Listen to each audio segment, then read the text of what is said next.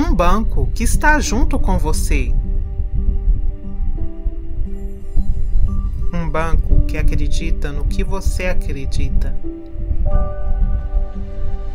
Um banco que respeita o que você respeita. Banco Afro, um banco feito de pessoas para todas as pessoas. Abra hoje mesmo a sua conta.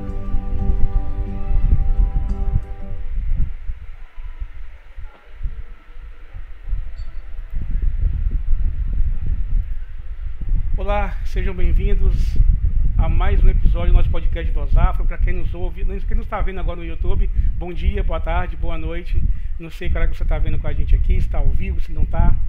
E antes da gente apresentar a nossa convidada, eu queria pedir que vocês, que nos acompanham aqui no YouTube, aqui, que inscrevessem no canal do Banco Afro e também seguisse a gente também na rede social também, @Banco Digital Afro. E você que nos ouve no seu agregador de podcast preferido aí, também siga o podcast Voz Afro para que você receba também notificação sempre que tiver algum episódio novo. E, Laila, eu estava até aqui meio apreensivo, porque antes de a gente começar, de abrir meu áudio aqui, estava passando um carro de som aqui na minha rua. E eu falei, nossa, vai vazar todo o áudio agora do carro de som. Mas, Laila, muito obrigado por ter aceito nosso convite, seja bem-vinda. É muito bom ter você aqui com a gente nessa noite aqui. E para a gente começar, só para a gente conhecer quem é a Laila Moreno. Bom, pergunta muito difícil. Primeiro, eu quero agradecer pelo convite. Eu nunca gravei um podcast, é a minha primeira vez, então tô até nervosa. Mas vamos lá. Uma pergunta muito difícil. Quem sou eu sem falar o que eu faço? Mas um pouquinho assim da minha história. Eu sou de Brasília, moro aqui desde sempre. Minha família é mineira. Eu cresci no Varjão, que é uma comunidade na periferia aqui de Brasília. Moro aqui desde então. E falando de empreendedorismo, eu comecei a empreender muito cedo, né? Eu acho que boa parte da galera da periferia começa a empreender por uma questão de necessidade. E quando eu era muito nova, eu não tinha muitas oportunidades de trabalho, assim, né? Como estagiário, jovem aprendiz e tal. Então, eu sempre fui muito nessa onda de ter que fazer um dinheiro. Então, desde muito cedo, eu quis empreender. E aí, aconteceu de começar a trabalhar com tranças. E hoje eu tenho um salão afro, basicamente é isso. E só para quem está nos assistindo aí ao vivo aqui também no YouTube... Eu não tô te ouvindo. Opa! Eu fechei meu áudio aqui por conta do carro de som comigo de novo. Mas quem não está nos ouvindo aqui, assistindo ao vivo aqui no YouTube, quiser deixar sua pergunta aí, só deixar aqui no chat, que já vai fazer para lá no momento oportuno aqui as perguntas que vocês enviarem no chat. A gente colocou muito nessa headline aqui, Laila, do nosso podcast, do rap ao empreendedorismo. E você foi cantora de rap, né? Ou é ainda? Como é que isso começou? Como deu esse início no rap? Qual foi a referência? Então, acho que o rap e o empreendedorismo na minha vida, eles começaram juntos, assim, porque foi logo quando eu fiz 15 anos. Eu conheci o rap. Assim, eu já conhecia o rap e tal, mas eu não me identificava tanto com a cena do rap daqui de Brasília, que era uma cena mais... pelo menos a cena que eu tinha acesso até então era uma cena mais gangsta. A gente fala que é um rap mais de Los Angeles, que é muito tribo da periferia, essa galera assim, e eu não me identificava tanto.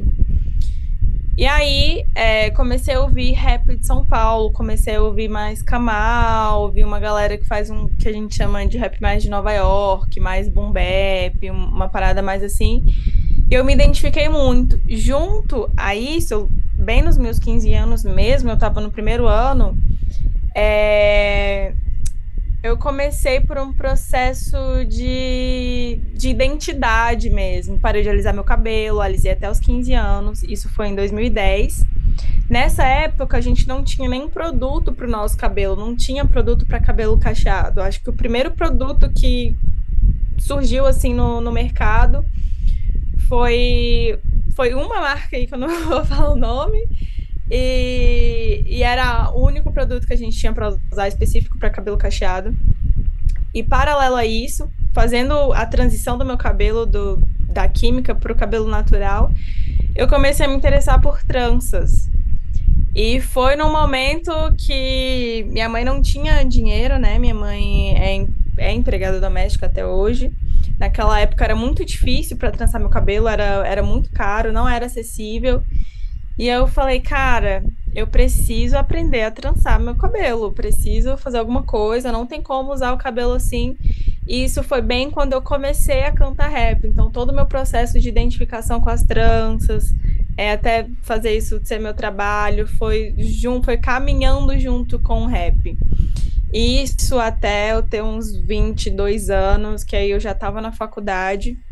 Eu sou formada em enfermagem, nunca exerci minha profissão, mas aí eu entrei na faculdade, né? Tinha toda aquela história de TCC, trabalho de conclusão de curso, e não, eu já estava trabalhando e aí não consegui me dedicar ao rap como eu dedicava quando eu era mais nova. Mas sim, eu comecei no rap e o rap me ajudou muito nesse processo de autoestima, de identidade, de entender o quanto é importante o empreendedorismo para a galera da periferia, né? O quanto é importante nesse processo de empreender eu ter esse senso de comunidade e fortalecer os meus. Eu acredito muito que através do empreendedorismo a gente pode mudar vidas e tendo esse senso de comunidade enquanto comunidade negra e criar oportunidades não só para mim, mas para os meus iguais, é fundamental, assim, é o que eu levo para minha vida, é o que me sustenta empreendendo até hoje, como eu lido com os meus problemas, as minhas associações profissionais vem nesse sentido. Nossa, muito legal. E uma coisa, você falou que você alisou o cabelo por uma parte da sua vida e depois fez a transição, né, pro natural mesmo. Isso. Imagina que já na faculdade você já estava com cabelo natural, você não estava nessa transição mais, já tinha passado por isso. Mas já. Essa questão da transição, porque assim, eu vejo que já ouvi nas histórias, não sei se é a máxima, mas muitas mulheres que alisavam o cabelo não só por questão de estética, mas para se sentir aceita também. Com você também foi assim ou não?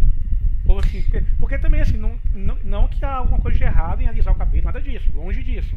Não é isso que eu estou querendo dizer. Mas assim, há casos de pessoas que fazem isso para serem aceitas. Naquele meio que vivem, né? Não foi meio assim, não só de amigos e tal, mas no meio social mesmo, falando dessa forma. Com você também foi um pouco assim ou não? Sim, eu acho que de certa forma eu era tão novinha, eu alisei meu cabelo pela primeira vez, eu tinha 7 anos. Então, eu não me recordo de, tipo assim, quero alisar o meu cabelo porque as minhas amigas da escola alisam, porque eu era muito criança mesmo. Mas era um contexto, a gente precisa pensar que a gente não tinha nenhum produto para o nosso cabelo. Minha mãe já alisava o cabelo dela, então, e eu sou uma pessoa que eu tenho muito cabelo, muito cabelo. Então, de certa forma, era muito sofrido. Hoje a gente não tem, naquela época a gente não tinha o conhecimento que a gente tem hoje. Hoje nós temos várias tecnologias, muitas ferramentas, muitos produtos, tem óleos, manteigas, cremes, máscaras, sérums, 1000 coisas específicas para o nosso tipo de cabelo. Mas eu lembro que eu falava para minha mãe assim, eu quero alisar meu cabelo porque eu quero meu cabelo igual ao da Marcela. Marcela é a filha da patroa da minha mãe. Então, a minha referência de um cabelo bonito, de como eu queria ser, era a filha da patroa da minha mãe, que tinha o cabelo lisinho. E eu lembro da primeira vez que a minha mãe alisou meu cabelo, eu joguei o cabelo assim, aí eu perguntava pra ela, mãe, meu cabelo tá igual ao da Marcela? Eu lembro disso, era nítido. Então, é sim, de certa forma, para ser aceito num grupo, num social, num ambiente. E também, eu acho que era isso. Naquela época a gente não tinha a tecnologia, o conhecimento que a gente tem hoje. Então é um mix dos dois, né? Como é que as mães lidam com o cabelo dessas crianças. Hoje a gente pode trançar, né? Tem várias formas de manter o nosso cabelo no dia a dia, mas naquela época era escovar, passar chapinha e é isso, ou alisar. Não tinha muitas opções. Sim, sim. E aí você veio a questão da faculdade, você foi para faculdade, né? De Sim, enfermagem. de enfermagem. E como é que foi para uma mulher preta num curso de enfermagem? Que eu acho que a enfermagem ainda é mais mesclado, né? Mais miscigenado ainda do que a medicina em si. Uhum. Sim, enfermagem ele não é um curso tão elitizado quanto medicina. Eu não tenho pele retinta, eu tenho a pele preta clara, né? Sou preta de pele clara, aliás. Então, eu não sofri nada relacionado ao meu tom de pele. Mas, por exemplo, eu tive muita dificuldade em usar touca no meu cabelo. Eu usava duas toucas. Isso gerava alguns comentários, algumas piadinhas, né? Aí quando você tá lá, você dá uma risadinha aqui, fica desconfortável. Mas é isso, não tinha muito o que fazer. Mas na minha sala era bem miscigenada, assim. Tinha várias pessoas pretas, várias pessoas pardas. Até porque não era numa faculdade muito elitizada. Eu consegui bolsa de 100% pelo Enem na época. E foi numa faculdade, mas não era tão concorrido assim, sabe? Então era uma galera como eu posso dizer, era muito mais acessível para a galera de periferia estudar lá. Eu lembro que nessa faculdade tinha muitas pessoas de periferia, porque a mensalidade era mais barato, era à noite, então as pessoas podiam trabalhar durante o dia e estudar à noite. Então tinham todas essas questões que facilitavam para a gente poder estudar lá. Então eu não sofri nada diretamente relacionado ao meu tom de pele, primeiro porque, né, pele mais clara. E segundo, porque meu curso era mais miscigenado, assim, não era tão elitizado como um curso de medicina e tal. E rolou muito assim com você, por exemplo, essa questão como vou dizer, de falar assim, mas você nem é tão preta assim. Ah, rola. Rola ainda, né? Rola muito, rola. Hoje as minhas clientes já me conhecem, mas há um tempo eu até evitava aparecer no perfil do meu trabalho, porque eu sabia que as pessoas iam julgar quanto a isso. Já recebi várias clientes no meu salão que chegavam no salão e falavam: Nossa, achei que era uma negona que ia me atender. Eu já ouvi isso. Já ouvi. Mas eu entendo esse lugar. Eu sei de onde vem isso. Como eu posso dizer? Foi dolorido para mim. Dói ainda todas as experiências racistas que eu já tive. Mas eu não posso comparar meu sofrimento com uma de uma mulher preta retinta, sabe? Todas as vezes que eu senti desconforto durante toda a minha vida, eu nunca associei ao meu tom de pele, por exemplo. Eu associava ao meu cabelo. Meu cabelo tá preso, mas ele fica muito armado. Associava, às vezes, já ouvi comentários sobre o meu nariz. Tipo assim, ai, seu nariz nem é tão largo, ele é só meio largo aqui em cima, umas coisinhas assim que eu já ouvi. Ou pelo meu estilo de roupa, porque, né, eu era novinha, ouvia rap, então tinha todo um estilo de roupa que eu gostava de usar, as pessoas olhavam e tal, faziam comentários. Mas é isso, já ouvi muito, mas você nem é tão preta assim. E parece que quando as pessoas falam você não é tão preta assim, anulam a minha dor. É como, tipo, você não pode falar sobre a sua dor, você não pode falar sobre as suas experiências, você não pode falar sobre o que você viveu. E eu acho que não é bem assim. Eu também faço parte disso, eu também faço parte dessa estrutura, eu também tenho uma história, né? Eu também tô aqui para somar. Eu sou filha de uma mãe preta, de um pai preto, meu pai era retinto. E eu não preciso ficar falando, né, da minha árvore genealógica, porque também não é sobre isso. É sobre mim, é sobre a minha história, é sobre eu enquanto indivíduo. E eu ouvi, sim, várias vezes, mas você nem é tão preta assim. Mas Enfim, eu entendo de onde vem esse comentário, eu entendo de onde vem essa dor, porque as minhas amigas que são retintas, elas têm histórias que são muito duras, são muito doloridas, e realmente não tem como comparar, não tem como. A gente vive numa sociedade que vai estar sempre te rotulando pela sua aparência, pela cor da sua pele, e é inquestionável que as pessoas de pele mais escuras sofrem mais. É inquestionável. Então, eu entendo de onde vêm esses comentários. Eu super entendo. Sim, e você falou uma coisa também. Você tá mudo. Meu Deus. Você havia falado também em relação a não comparar, né? Questão, Aham. esse negócio que você está falando no final agora, não comparar com a pessoa que tem pele mais retinta. Mas esse não comparar muitas vezes você não acha que é perigoso para as pessoas, não para você, que você já tem Uhum. já todo esse discernimento, mas para pessoas que estão próximas a você, ao seu redor, pensar que de certa forma você está meio que não é desmerecendo, como eu vou dizer, minimizando o seu sofrimento também, porque a gente sabe que há esse problema com a questão do racismo no Brasil, há outra questão também da erotização da mulher negra, que é muito grande, Uhum. né? É a mulata tipo exportação, né? Uhum. Se ouve muito. Eu imagino que você deve ter passado por isso várias vezes, Sim. por isso também. E uma outra questão que eu te perguntar é o seguinte: você já chegou àquele ponto também já de estar de saco cheio de explicar? Quando a pessoa fala assim, você não é tão preta assim. Você já chegou nesse ponto de cara, não vou explicar, vai dar um Google aí, pesquisa sobre o assunto, ou você ainda senta, conversa, explica e tal. Como você lida com isso? Cara, eu acho. Primeiro, sobre a comparação, sobre não comparar. É, Como eu posso. É porque eu sei de onde vem isso, mas muitas pessoas não entendem. E sim, eu acho que quando isso acontece, é uma tentativa de anular a minha dor, é uma tentativa de, tipo assim, aqui não é o seu lugar de fala. E quando eu acho muito problemático esse lance do local de fala, porque eu também posso agregar, sabe? É, E sei lá, são muitas camadas, são muitas nuances. E sim, para explicar, tem que voltar muito lá na história sobre todo o embranquecimento que a gente, né, que a gente sofreu na nossa sociedade.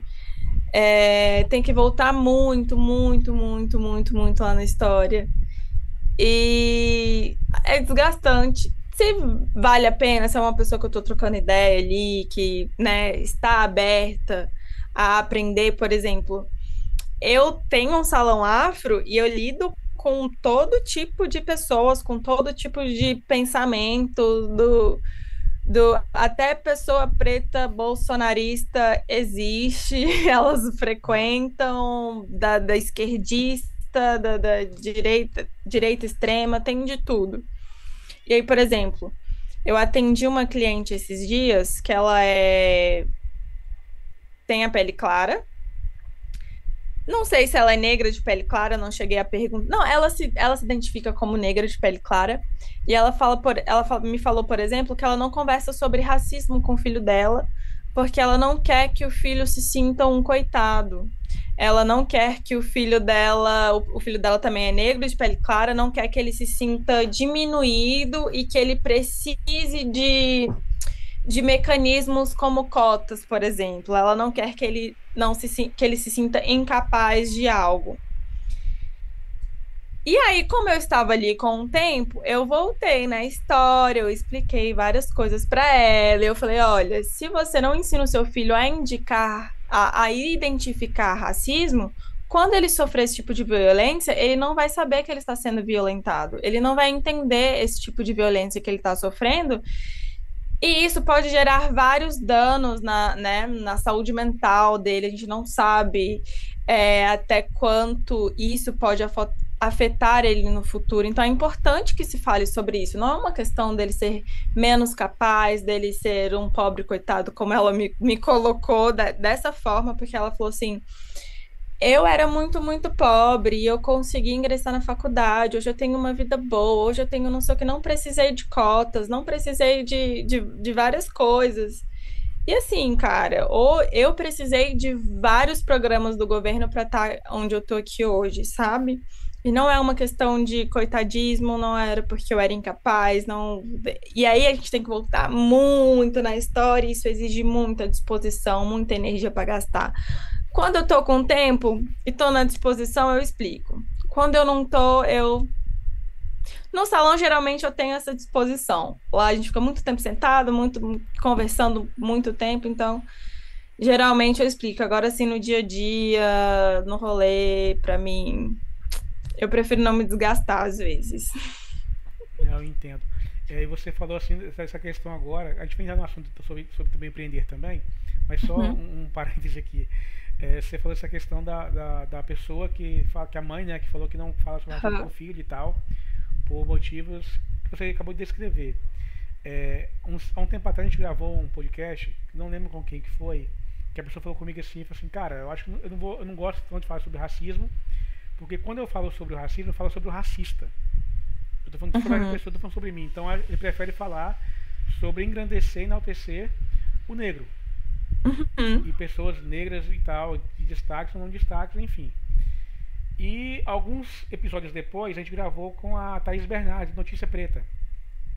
Uhum. E eu comentei sobre isso com a Thaís. A Thaís falou assim, não, eu discordo frontalmente. Eu acho que a gente tem que falar sobre isso sim. E fazer o máximo de barulho possível. Uhum. E no primeiro momento eu concordei com a primeira pessoa que falou isso comigo, né? Sobre a questão de não ficar latando sobre racismo. Mas no segundo momento eu pensei também na Thaís também. Eu falei, caramba, é verdade, cara. A gente não Uhum. pode se calar.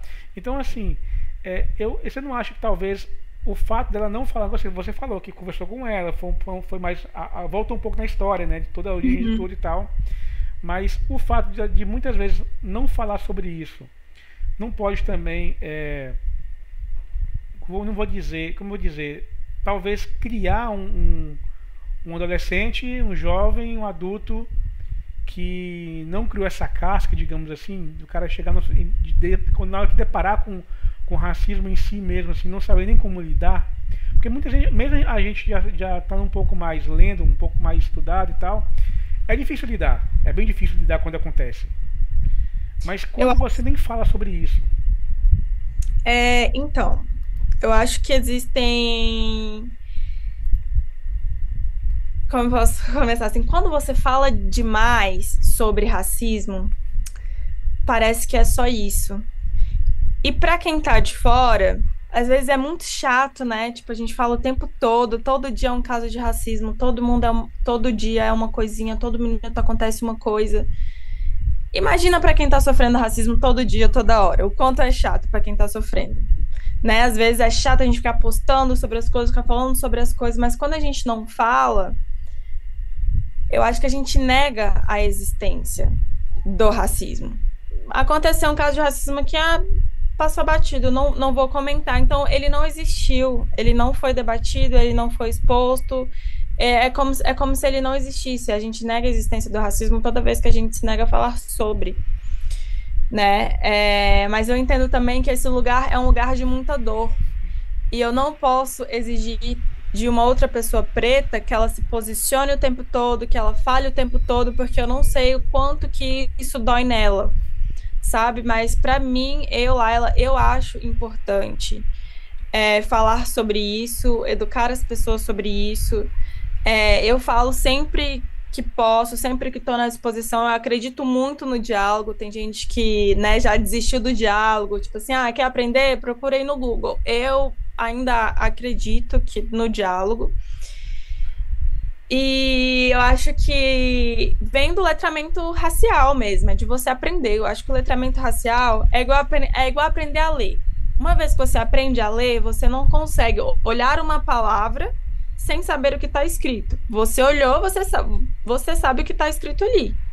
Você não precisa necessariamente, agora eu vou ler essa palavra. Não, é instantâneo, você já identificou o que aquela palavra quer dizer.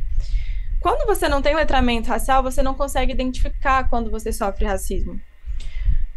Eu conversei isso com os amigos esses dias, assim, sobre várias vezes entrar em um lugar chique, onde tem pessoas, né, mais ricas, mais arrumadas, mais não sei o quê, a gente sempre tinha a impressão que as pessoas estavam reparando na gente porque a gente era pobre, ou porque a gente estava mal vestido, ou, é porque o meu cabelo tá fazia chapinha, mas não tá liso o suficiente, tá um pouco armado, tá um pouco.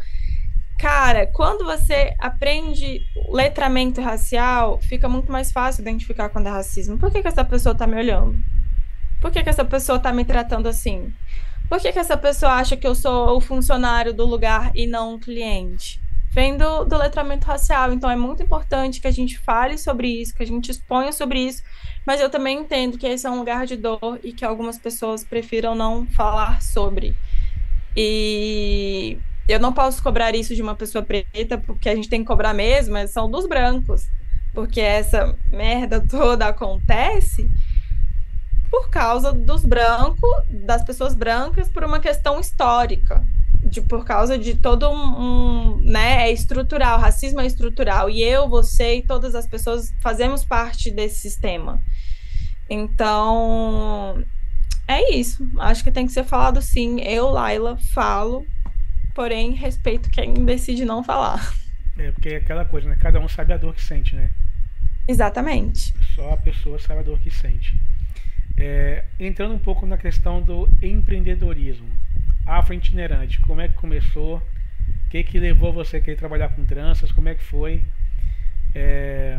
E como é esse dia a dia? Igual você falou, a pessoa chega lá e fala assim, eu acho que aquela negona que tá aqui, fazendo tranças. Como é que é isso? Então, eu comecei a fazer tranças. Primeiro eu queria trançar meu cabelo. Eu tinha uns 15 anos quando eu comecei. E foi bem numa época que eu queria muito trabalhar, eu já fazia coisa para vender na escola, fazia brinco, fazia uns docinhos. E nessa época eu morava na Invasão. Eu morei em barraco de madeirite minha vida inteira, até os 17 anos. E aí eu lembro que naquela época eu enchi o saco da minha mãe para trabalhar. Mãe, eu preciso trabalhar, quero trabalhar. Tentei tudo que você pode imaginar, esses programas aí de jovem aprendiz, e era desmotivador, assim, porque na época a gente morava no Varjão, mas não tinha escola no Varjão, a gente tinha que estudar no Lago Norte. No Varjão só tem, acho que até hoje, só tem até a 3ª série. Então, para você fazer o restante dos anos do ensino fundamental e do ensino médio, você tem que ir pro Lago Norte.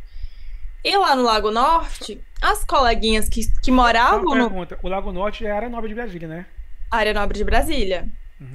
E aí as minhas colegas que moravam no Lago Norte, elas conseguiam estágio de meio período, conseguiam várias coisas, e a gente não conseguia, eu nunca conseguia. E aí eu lembro que eu chegava pra minha mãe e falava, mãe, arranja umas faxinas pra eu fazer. Porque eu já tava numa fase que eu queria comprar minhas coisas, eu queria ter minhas coisas, mas não tinha de onde tirar dinheiro. Eu tinha disposição, mas não tinha oportunidade.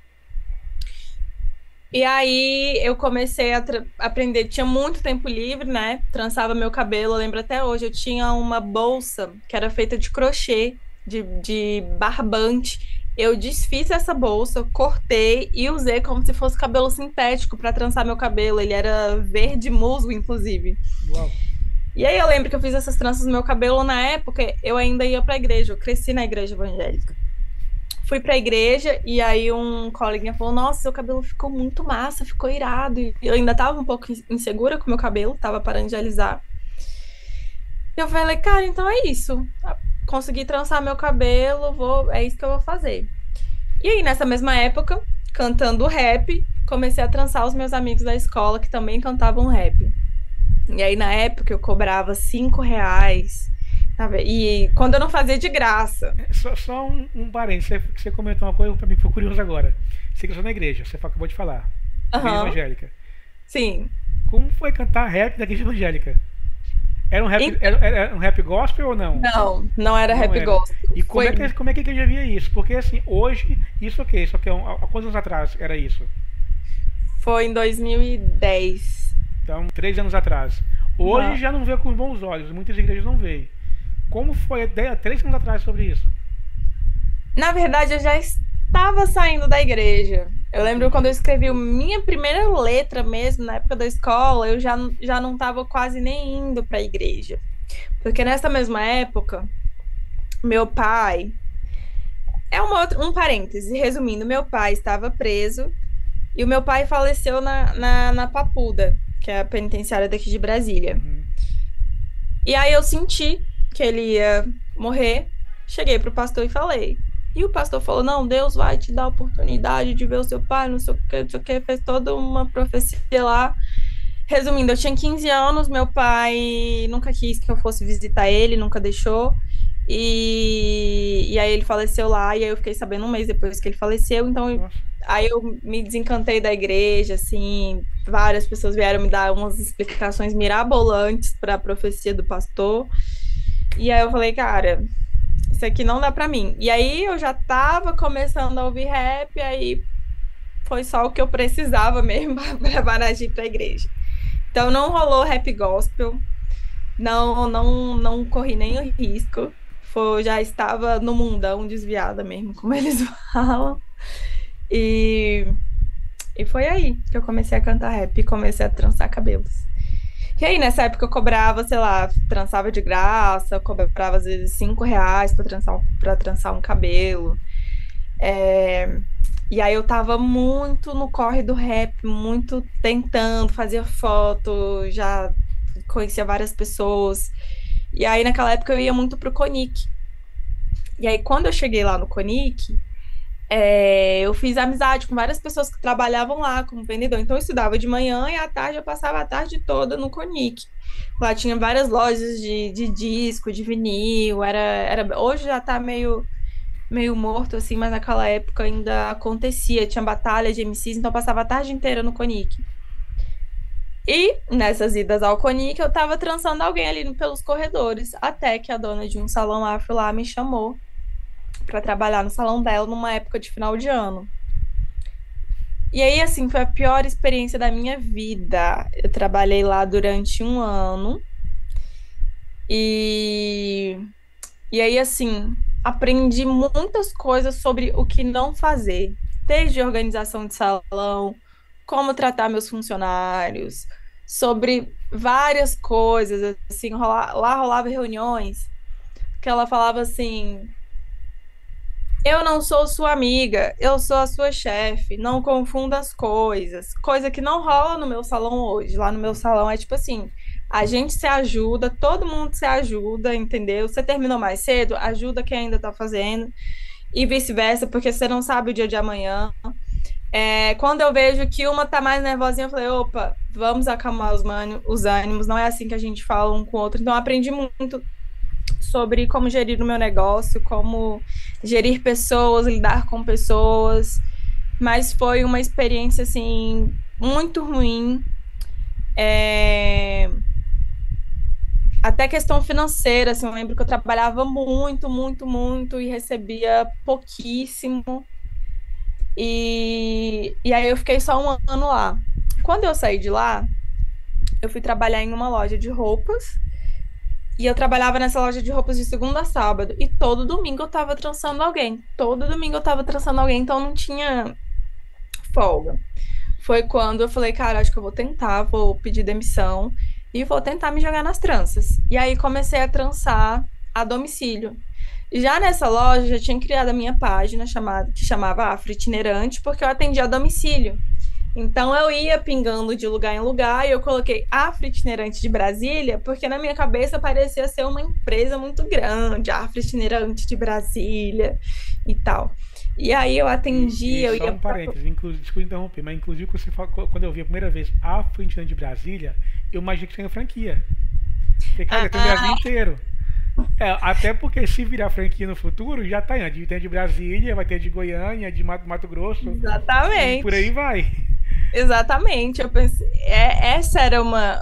Na verdade, não era nem de ter franquia. Minha ideia durante um tempo era de ter não é um caminhão, como se fosse, sabe, um food truck? Sim. Um truck de beleza, um salão móvel. Essa era a minha ideia. Muito boa Essa ideia. era a minha ideia inicial. E aí eu fiz nessa época que eu já estava atendendo a domicílio, eu fiz um curso de um programa, novamente, de um programa do governo, um programa de empreendedorismo, em parceria com o Jovem de Expressão daqui de Brasília, que é um projeto que ajuda jovens de periferia, e lá tem vários cursos, e aí eu fiz um curso de empreendedorismo. E eles estavam dando uma premiação de R$ 4.000 para os 4 melhores negócios, para os 4 melhores planos de negócio. E aí, cara, eu me dediquei muito, fiz projeto, fiz toda a parte de contabilidade que eu precisava. E a minha ideia era ter o caminhãozinho e tal, mas o prêmio era só de 4.000. Com 4.000 eu não consegui fazer nada do que eu queria. Mas eu peguei esses R$ 4.000 e comprei tudo de material, comprei tudo de cabelo. E aí foi indo. Era um péssimo fornecedor que eu tinha. Eu não recebia quase nada em cima desse material. E aí foi quando eu atendi uma cliente. E essa cliente era cabeleireira, só que ela tratava de cabelos mesmo, ela não fazia trança. Ela falou, cara, eu tô querendo alugar um espaço e eu te alugo uma cadeira, o que você acha? Eu preciso de alguém para me ajudar no aluguel. E aí e ela me cobrou R$ 500 na época. Eu fiquei, caramba, será que eu dou conta? Será que eu vou dar conta de pagar esse aluguel de R$ 500? Na época eu já estava morando sozinha, eu já pagava 550 do meu aluguel da minha casa. Eu fiquei muito insegura, será que eu vou? Ela, não, você dá conta, vai rolar assim. Fui. E aí, o salão dela tinha 4 cadeiras. Eu sei que eu fiquei lá, se eu não me engano, 3 anos. E aí, fiquei lá 3 anos. No final desses 3 anos, ela estava sozinha e estava eu e mais 2 ajudantes. Então, às vezes, eu ocupava 3 cadeiras das 4 que ela tinha. Então, começou a ficar insustentável manter ele naquele lugar. E aí foi quando eu resolvi abrir o meu espaço. Esse salão que ela tinha era uma sala em cima, no primeiro andar. Então, eu desci para a área comercial mesmo. E aí o valor do aluguel era, tipo, 4 vezes o que eu pagava. Não tinha noção nenhuma de fluxo de...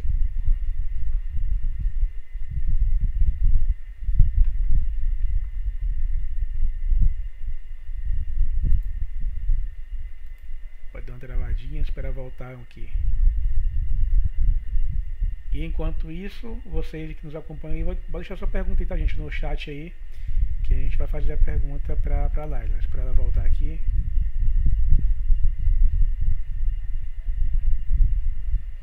Aproveita também aí já para seguir a gente também nas redes sociais. Sigam a gente no Instagram do Banco Afro, Banco Digital Afro. E vamos aguardar.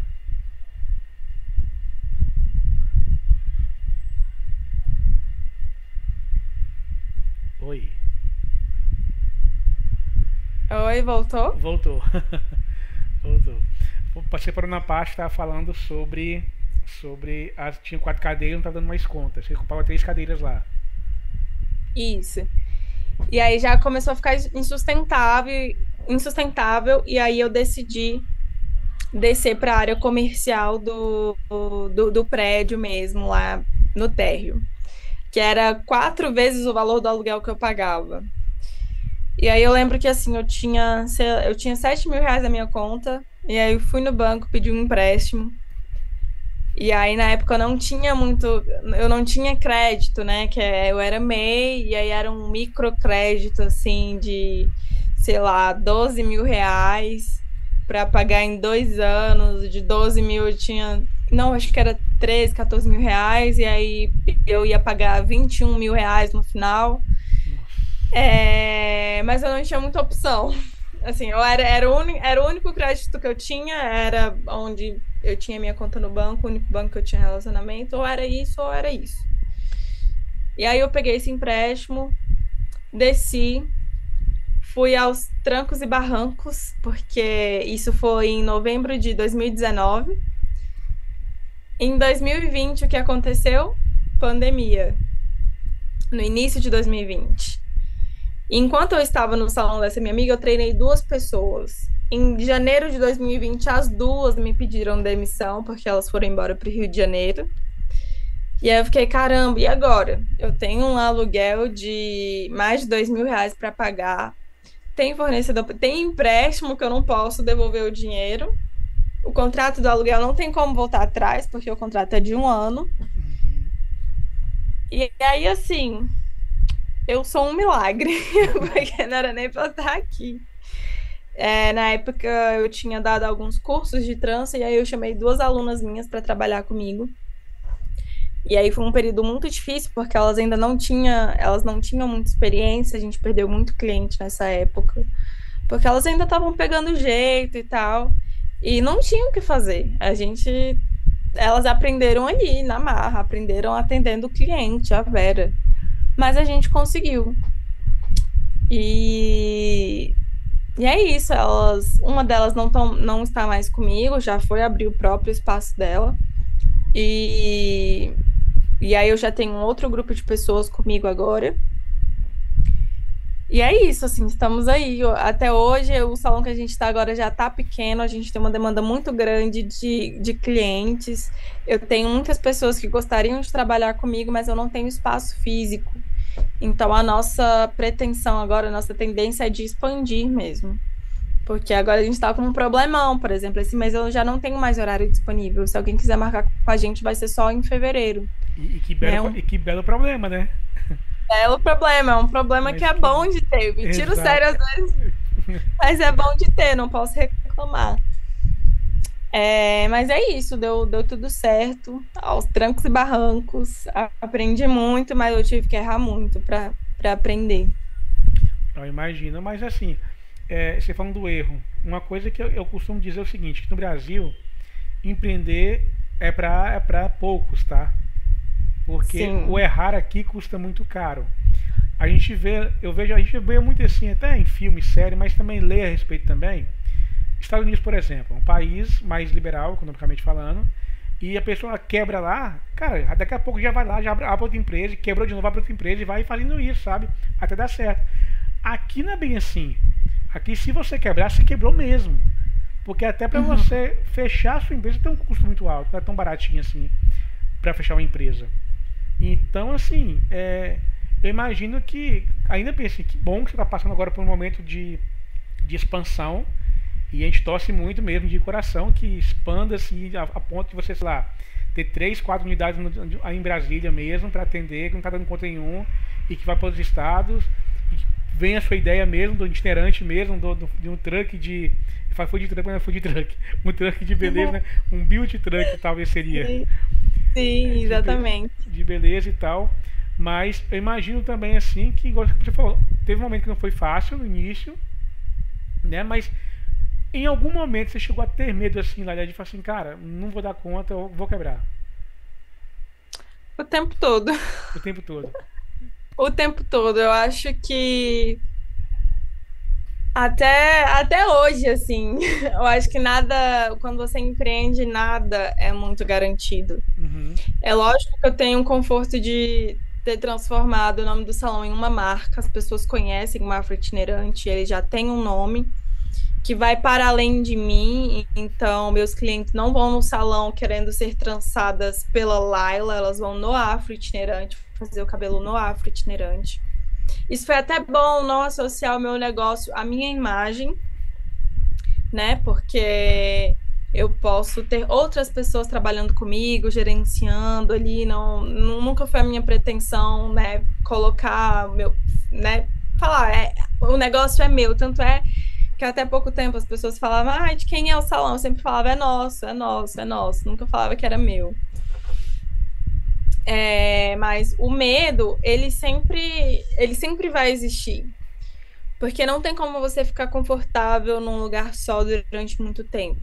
Ou você cresce, ou você regride. Você nunca vai ficar confortável ali. E crescer é desconfortável, dá medo. E errar, a gente erra o tempo todo, sabe? É um material que você jura que vai sair muito rápido, que as pessoas vão aderir, que as pessoas não aderem. E você fica com o material parado. É um investimento que você faz, talvez, num design que você... Isso aqui vai dar certo, não dá. A gente faz um outro projeto paralelo, né, ao atendimento do salão, que se chama Afro Jamming, que é uma feirinha que a gente faz em um domingo específico, onde a gente chama outros empreendedores que trazem seus produtos. Na maior parte, não. Todos eles são produtos autorais dessas pessoas, pessoas negras. E a gente coloca um espaço de música para DJ, umas cadeirinhas de praia, comidinhas, umas cervejinhas. Nessa última edição, a gente até fez uma parceria com uma marca de cerveja grande, que foi bem legal. Mas no começo, na primeira edição, a gente tomou uma reaí de R$ 800 nesse eventinho de domingo à tarde, sabe? Que deu muito certo para quem foi, se divertiu muito, mas financeiramente não tinha dado bom. Então a gente está sempre aprendendo. Todo é um projeto novo, é um material novo que você quer testar, que você acha que vai ser de uma forma e não vai. E é muito desmotivador. E eu sou muito dramática. Eu não exponho isso para as pessoas, mas toda vez que o negócio der errado, meu Deus, não tá acabando. Mas eu me mantenho aqui, né? Caladinha na minha, não, tá tudo certo. Amanhã é outro dia, amanhã é outro dia. Mas para mim dói profundamente e essa sensação de querer desistir, eu acho que ela é constante. Imagina, como você falou, não tem garantia de nada, né? Esse mês você tá com a agenda lotada, mês que vem pode estar bem difícil. Exatamente, eu não sei como é que vai ser o mês que vem. Lógico que todo mundo fala, é muito difícil, assim, há muito tempo é muito difícil ter horário com a gente. Mas eu não sei até quando vai ser assim, eu nunca tenho como garantido, nunca. O salão é no Varjão mesmo ou em outro lugar? Não, ele é na Asa Norte, que é um lugar central aqui de Brasília, então ele é bem acessível, ele é bem no plano piloto. Para algumas pessoas é área nobre. Eu acho que é para as pessoas que talvez as pessoas pareçam ser ricas, mas não são, naquela área ali. Sei como é que Mas é um lugar central, é um lugar acessível, onde dá para as pessoas dos extremos chegarem. É bem central. E você pensa, você falou da expansão de um local maior, né? Você pensa também em abrir também outras unidades? Uhum. Penso muito, porque eu acho que muitas empresas não querem perder seus funcionários, né? Mas elas também não criam mecanismos para que essas pessoas cresçam junto. Então, quando as minhas duas primeiras colaboradoras pediram demissão, eu fiquei extremamente dolorida, tipo, caramba, passei mais de um ano ensinando tudo que eu sei e tal, e agora elas vão embora assim, não. Mas eu parei pra pensar, tipo, caramba, será que eu ia querer ficar trabalhando pra mesma pessoa uma vida inteira no mesmo lugar? Não é justo, não, por que eu ia querer isso pra uma outra pessoa? E se eu falo tanto de crescimento da comunidade preta, porque eu ia querer isso para uma outra pessoa preta. Essa pessoa tem que crescer junto comigo. Então, a minha intenção agora é que todo mundo que trabalhe no salão tenha a sua própria unidade. E antes, melhor do que ela sair do salão e tentar abrir o próprio negócio do zero, ela pode ser gerente de uma filial, ela pode ser uma sócia de uma filial e abrir um salão aí que já tem uma marca, que já tem nome, né? Já tem um selo de qualidade que as pessoas conhecem. Ela, ao invés dela ir sozinha, ela já pode ir com uma equipe pequena de 2, 3 pessoas junto com ela, ter todo o suporte de mídias sociais, né? De publicidade que a gente tem. Então, é assim, crescer juntos. Crescer juntos. Eu acho que eu sou muito coerente com as coisas que eu acredito, porque eu não saberia viver falando uma coisa e sabendo que as minhas colaboradoras sabem que na vida real não é isso. Porque a gente tá ali todo dia, das 8 às 17 horas, todo mundo sabe da vida de todo mundo, a gente conversa muito, a gente compartilha muito sobre as nossas vidas. Que às vezes eu ouço histórias que eu fico chocada. Esses dias foi uma cliente lá, que ela trabalhava em um outro salão afro, que inclusive próximo do meu, que ela falou que ela recebia R$ 5 para lavar e finalizar um cabelo. Que assim, era surreal. Ela me mostrou a planilha de coisas que ela fazia E em um mês, ela recebia o que as minhas transistas recebem em 2 semanas. Caramba. E em 2 semanas, assim, e elas não trabalham 7 dias da semana, são 5 dias da semana. E aí eu fiquei chocada, porque assim, é um salão de uma outra pessoa preta que prega o empoderamento de pessoas pretas, né? O empoderamento de mulheres pretas. Mas na vida real é tipo assim, ah, você quer trabalhar com isso, vai ter que começar de baixo, porque eu comecei de baixo, todo mundo começa de baixo, então você não pode começar ganhando bem, sabe? Isso para mim não faz sentido. Mas Então, isso acaba não sendo um pouco, desculpa, mas isso não acaba sendo um pouco ou duas coisas. Ou é a prostituição do mercado, de deixar mais barato mesmo para ter mais cliente, mais demanda, ou talvez ela não se sente no direito de cobrar por ser uma mulher preta. não, mas ela não era dona do espaço, ela trabalhava para uma outra pessoa preta. Sim. A patroa dela era uma mulher preta, que ela não trabalha mais lá. E não era um salão pequeno, é um salão grande, num lugar, né, bem conhecido. Então é mesmo, esse valor seria o que ela ganhava, tipo de comissão do que ela fazia. Então, era comissão. E aí eu até perguntei para ela, mas você recebe um salário mais a comissão? E ela, não, é só a comissão. E aí isso me choca, porque quando você fala de empoderamento de pessoas pretas, isso tem que passar pelo dinheiro. Como é que você empodera pessoas pretas ao mesmo tempo que você explora pessoas pretas? Isso não entra na minha cabeça, não faz o menor sentido. O ditado no meu salão hoje é: todo mundo vai aprender a fazer de tudo. Quem quiser aprender a fazer um fluxo de caixa vai aprender. Quem quiser aprender a responder cliente no WhatsApp vai aprender. É um aplique, é uma técnica diferente. Todo mundo vai aprender a fazer tudo, porque eu quero que todas cresçam, todas tenham oportunidade, e não tem como eu crescer sozinha. Eu sou um ser limitado, eu não consigo fazer tudo, eu não consigo ter uma filial em outros lugares e trabalhar em todos os lugares ao mesmo tempo. Eu não sou onipresente. Então eu preciso que essas pessoas estejam comigo, né? E eu percebo que as pessoas só precisam mesmo de uma oportunidade, de alguém que acredite, de alguém que fala: vem cá, eu vou te ensinar, você quer aprender? Eu vou ensinar se você quiser aprender, eu vou te ajudar. Você quer abrir um salão assim que você quer abrir? Vamos juntos, vamos fazer dessa forma. Eu já passei por isso, né? Então, é assim que eu penso. É assim que eu acho que eu quero levar o meu negócio. Eu não vou crescer sozinha e eu não saberia crescer sozinha sabendo que uma funcionária minha, por exemplo, não tem o que comer direito, sabe? Durante a semana. Sim. Isso não entra na minha cabeça. Sim. Não, mas eu acho ela totalmente certa. Eu concordo com você 1000%. De verdade mesmo. Eu acho que a forma. No final das contas, é nós por nós, né, Laila? Acaba sendo isso. Exatamente.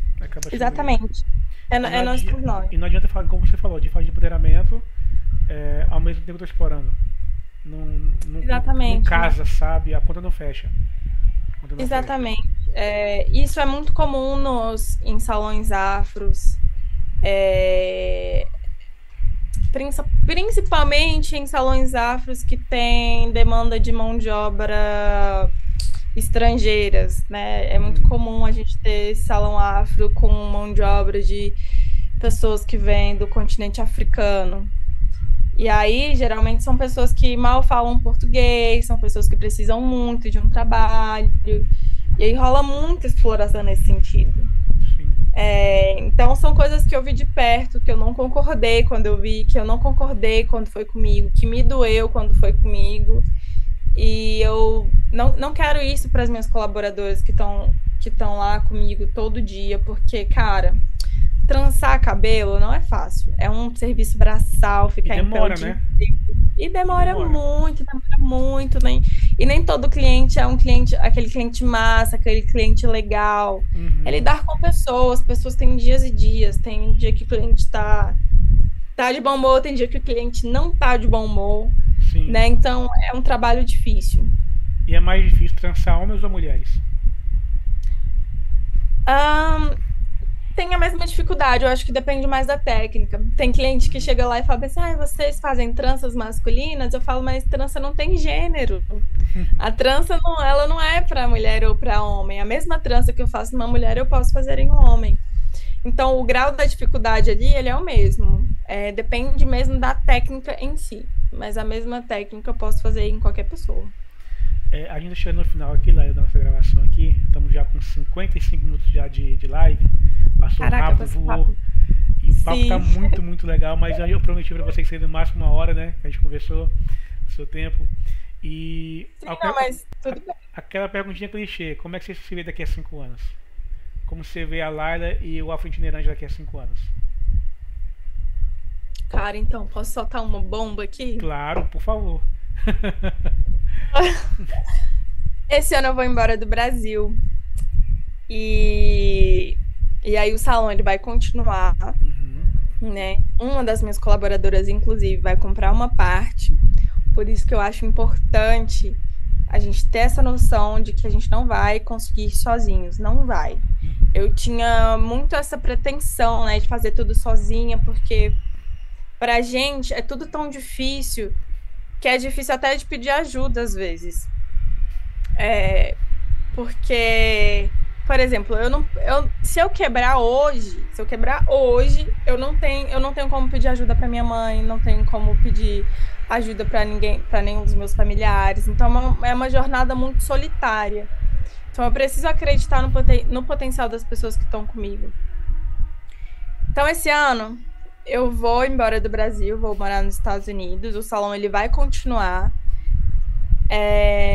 E a nossa política de expandir, de ter outras filiais em outros lugares continua. O conhecimento dentro do meu salão ele vai ser repassado de colaborador para colaborador. Isso é uma cultura que a gente tem lá. E acho que daqui a 5 anos a gente tem Afro-Itinerante nos Estados Unidos. Acho que é assim que eu me vejo em 5 anos. E é exatamente o que eu te perguntar, se teria uma filial lá, uma nova unidade lá. E só uma coisa, cara, muito legal isso, muito foda mesmo estar indo embora e tal, buscar até uma vida melhor do que no Brasil, né? Sempre nesse sentido que as pessoas normalmente vão embora e tal. Ou talvez até com uma experiência nova também, de um lugar fora, de uma cultura diferente da nossa. Como você olha pra você assim, olhando pro seu passado, a Laila nasceu numa comunidade em Brasília, Distrito Federal, na verdade, né? Uma mulher preta de comunidade que perdeu o pai na adolescência, começou a cantar rap, partiu para ser empreendedora, tem um negócio de sucesso, a gente pode dizer que esse negócio é de sucesso, e está pensando agora em sair do país e tentar uma nova aventura, né, digamos assim, com uma cultura bem diferente da nossa, assim. Como você olha para você mesmo, assim, né, desde toda a sua trajetória até agora? Assim, cara, só um parênteses, um hashtag de orgulho, né? Convenhamos. Então, é de orgulho, sim. Às vezes na correria do dia a dia a gente está tão, né, preocupado com as correrias que a gente não tem esse cuidado de olhar para trás, de olhar para nossa história. Mas eu acho que eu sonhei muito pouco, porque eu consegui muito mais do que eu sonhei. E eu acho que eu podia ter sonhado mais alto se eu soubesse que era possível, sabe? Eu acho que a gente vem de uma realidade tão miserável, sabe? Que as minhas referências, por exemplo, de pessoas bem-sucedidas, elas não eram bem-sucedidas, elas só tinham um básico, sabe? Às vezes tipo assim, almoçar todo, por exemplo, na minha casa, eu lembro que quando a gente morava na Invasão, a gente comia salada aos domingos, alface, tomate, essas coisas, era o gostinho da comidinha de domingo. A gente sabe que o domingo é uma comidinha diferente. Então, para mim, tinha certas coisas que eram só de pessoas ricas. Às vezes, por exemplo, ir num cinema. Eu fui no cinema, eu já era, tipo, bem grande. Eu não tive essa cultura por exemplo, da minha mãe me levar ao cinema. A gente não tinha dinheiro para isso. Nosso lazer era ir para a igreja. Então, a gente vem de uma realidade tão miserável, que a gente sonha com o básico. E a gente não sabe que esse básico é possível. A gente acha que esse básico é totalmente inalcançável, tipo, tá muito distante. Agora que eu cheguei aqui, que eu sei que é possível, que eu falo, caramba, eu podia ter sonhado muito mais com isso. Eu me descabelei com coisas muito pequenas, sabe? Eu me estressei, eu podia ter sonhado e ter alcançado muitas outras coisas, se eu soubesse que era possível. Mas é isso. Hoje eu já sonho com outras coisas. Hoje eu já tenho outras metas. É, não quero alcançá-las sozinha de forma alguma, porque imagina, só eu chegar, as pessoas que estão na minha volta não conseguirem. Eu tinha umas colegas que elas falavam assim, eu não quero ser muito rica, eu só quero viver confortável, só quero ter uma casa confortável, para mim esse dinheiro que eu faço aqui tá bom. E isso há anos atrás. Hoje essas pessoas falam comigo e falam, nossa, Laila, hoje eu te entendo, porque eu sempre falei, não, eu quero ser rica. Eu quero ter bastante dinheiro. Como é que eu vou me sentir bem, eu estando confortável, numa casa confortável, vivendo uma vida confortável, enquanto o meu irmão depende de cesta básica para comer? Enquanto uma sobrinha minha está tendo problemas para arranjar um emprego, enquanto uma amiga minha está num relacionamento abusivo porque ela não depende do parceiro financeiramente. Como é que eu vou me sentir confortável se eu não posso ajudar as pessoas à minha volta? Sabe? Então eu acho que a gente tem que sonhar grande sim, tem que sonhar alto sim. Eu acho que eu tenho uma história admirável, às vezes eu tenho dificuldade para né, reconhecer mesmo, mas eu tenho que ter esse cuidado, treinar mais esse olhar de carinho com a minha história, e eu acho que é sim uma história de sucesso, mas a gente pode mais, a gente pode muito mais, porque não basta só eu estar bem, a gente vive numa comunidade muito grande e muitas pessoas precisam disso, então é só o começo. E aquela coisa, né? Isso acontece muito comigo assim, de colocar a cabeça no travesseiro no fim do dia, na hora de dormir, e pensar, cara, eu tenho uma cama confortável, eu tenho um teto na minha cabeça, eu tenho comida na minha mesa, eu tenho um privilégio de ir no supermercado escolher o que eu quero comer. Exatamente. E tanta gente que dormindo na rua, não tem o que comer, passando fome. E é isso, assim. E aí, como igual você falou, parece que não é permitido sonhar, na verdade. Parece que é isso, não é permitido. Por muito tempo não foi permitido.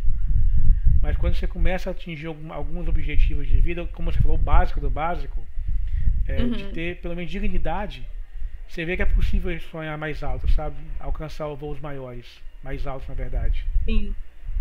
Sim, exatamente. É bem isso que você falou.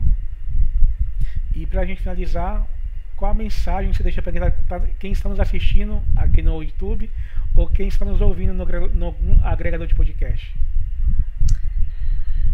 Gente, que não sei o que dizer, mas sonhem alto, sonhem com o impossível mesmo, sabe? Tipo,